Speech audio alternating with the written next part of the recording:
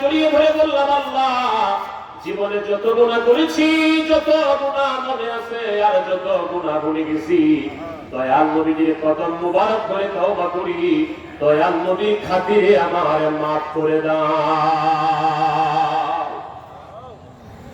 খাজা বাবা ফরিদপুরি বলেন, এই কথা যখন বললাম সাথে সাথে দয়াল নবী রাসূল পাক সাল্লাল্লাহু আলাইহি ওয়াসাল্লাম বললেন, বাবা জান আল্লাহ তাআলা আপনার জীবনের গুনাহ maaf করে দিয়েছে। তোমরা যাইয়া দেখো না যাহার হয় না তুলনা, হায় হায় তোমরা যাইয়া দেখো না যাহার হয় না তুলনা, ওরে ফরিদপুরের আটরশিতে, ফরিদপুরের আটরশিতে পীর কামেল সে একজনা, তোমরা যাইয়া দেখো না যাহার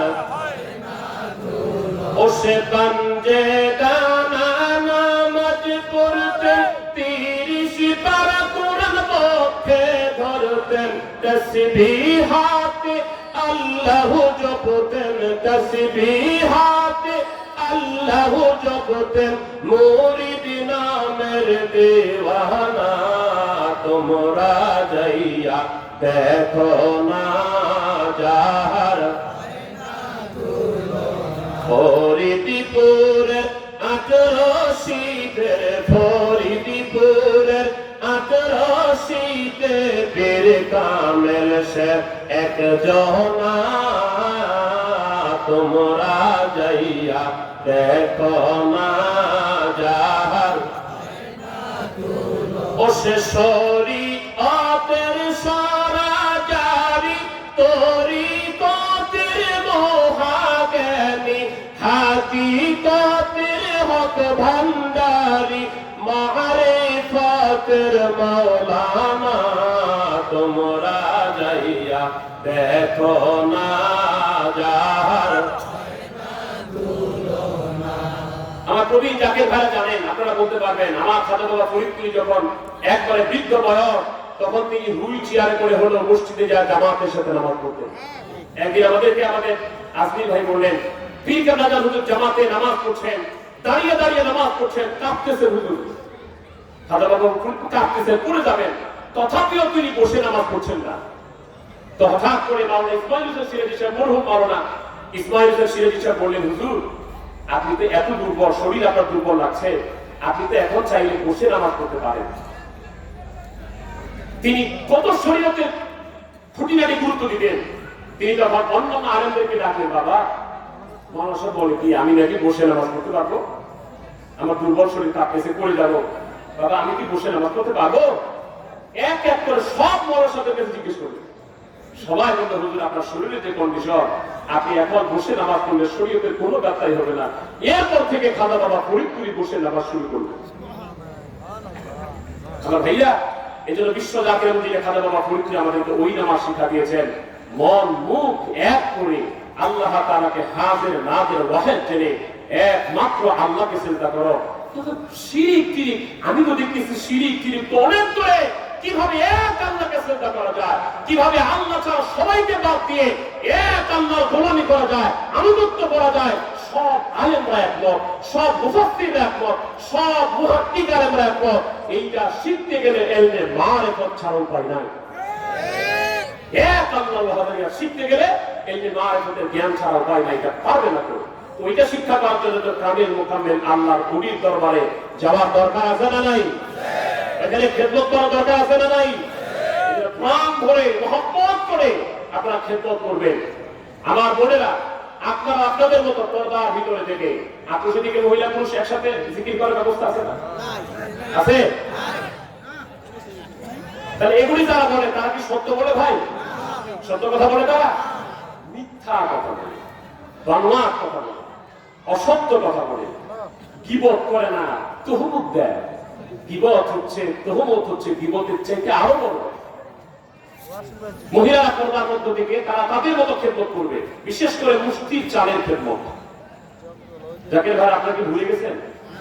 খাজা বাবা ফরিদপুরি মুষ্টির চালে একটা খেদমতের কথা বলতেন, বাবা আমি তো তোমাদের বাড়িতে যেতে পারি না, আমার যা হুকুম নাই, আমি যেতে পারি না বাবা, তবে তোমরা রান্না করার সময় এক মুষ্টি করে চাল আমার জন্য রেখে দিও বাবা, ওইটা মনে করি ওইটা তোমার পীরকে খাওয়াচ্ছ, এটা দরবার শরীফ পাঠাই দিও বাবা, তোমাদের লস হবে না, বরং তোমার বরকত হবে, এটা দিয়ে আমি বাবা অনেক বড় একটা কাজ করে দিব, তোমরা টের বাবা। এই খেদমতটা করবেন আমার বোনেরা, পুষ্টি চালে খেদমতটা করবেন, যেহেতু আমাদের বোনরা আছে, মহিলাদের খেদমত মহিলাদের মাধ্যমে করাটাই হচ্ছে উত্তম। ওনারা আমাদের খেদমতটা করবে, ওনারাও আপন পীরকে মহব্বত করবে, ভালোবাসবে, ওনারাও নজরানা দিয়ে যাবে, ওনারা যখন আপন পীরের কদমে খেদমতে যাবে, ওনাদের কিছু হাদিয়া থাকে, নজরানা থাকে, ওদের তারা যদি সংঘবদ্ধ করে তারা নিতে পারে, তাদের কাছেও ভালো লাগবে।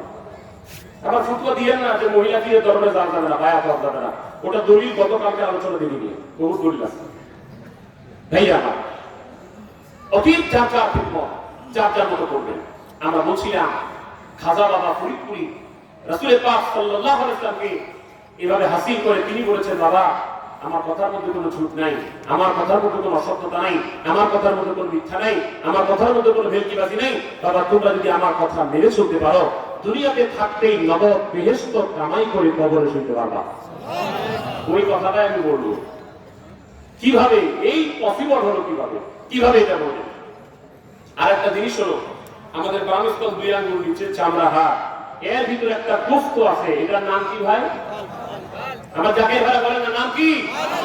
এটা থাকে কোথায়? কোথায় থাকে? মাথায় না? কাল তো মাথায় থাকে, আগে ছিল বুকে, এখন থাকে মাথায়, এখন নাকি কাল মাথায় উঠে গেছে। আমার আল্লাহকে জিজ্ঞেস করি, আল্লাহ আপনি কাল দিচ্ছেন কোথায়? আমি জানতে চাই আল্লাহ আপনি কাল দিচ্ছেন কোথায়, আমি জানতে চাই। সূরা হজ 46 নম্বর আয়াত আমার আল্লাহ পাক বলছেন, ওয়ালাকিন তা'মাল কুলুবুল্লাতী ফিস সুদূর, মানুষের চোখ বন্ধ হয় না, বরং তার পক্ষে বক্ষস্থিত কান বন্ধ হয়। আল্লাহ দিতে বললেন আল্লাতী ফিস সুদূর, এটা থাকে তোমার বুকের মধ্যে। এখন কেউ যদি এই বুকের মধ্যে কাজ না দিলে, মাথায় তারাশ করে, তাহলে ওর যদি হার্টের সমস্যা হয় তো ওর বুক অপারেশন না করে আর মাথা অপারেশন করা দরকার। তাহলে আল্লাহ বললেন কাজ থাকে বুকের মধ্যে।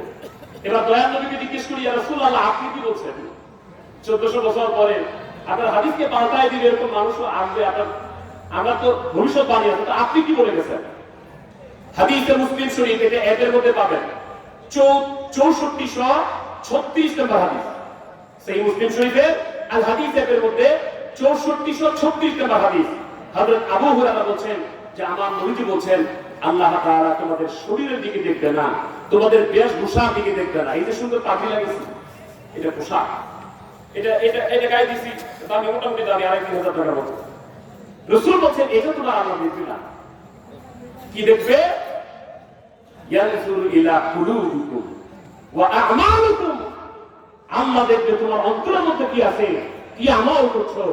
আবু হুরায়রা বলেন ফাআশারা বি আসওয়াবিহি ইলা সাদরিহি, হযরত আবু হুরায়রা বলেন যখন নবীজি বললেন যে আল্লাহ দেখবে তোমাদের কাম, তখন আমার দয়াল নবী আঙ্গুল মুবারক দিয়া ওয়া আশারা বি আসওয়াবিহি ইলা সাদরিহি, আমার নবীকে আঙ্গুল দিয়ে ইশারা করে বললেন আল্লাহ দেখবে তোমাদের কাম। এটা বলে নবীজি বুকের দিকে ইশারা করলেন। এখন নবী বললেন কাল থাকে বুকে, আল্লাহ বললেন কাল থাকে বুকে, যে বলবে কাল থাকে মাথায়, ওটাকে পাবনা পাগলা গালতে ভর্তি করা দরকার।